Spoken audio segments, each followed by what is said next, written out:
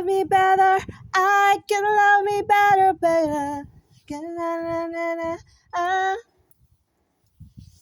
Oh, I can love me better than that. O, diba? Nagkanta-kanta yung auntie. Pangit ba like daw na ay ano? Prickly sa inyong front yard. Tabi kay makigtigi pa ko sa ano.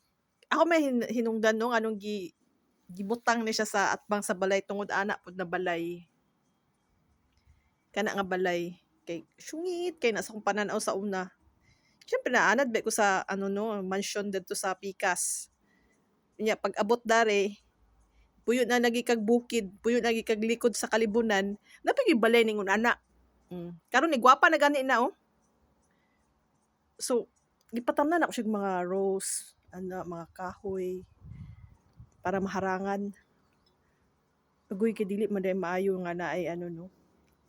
Well, it's not good that you have prickly plants in front of your main door or your front yard.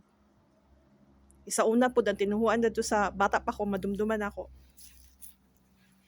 Ang tinuhuan sa buktot.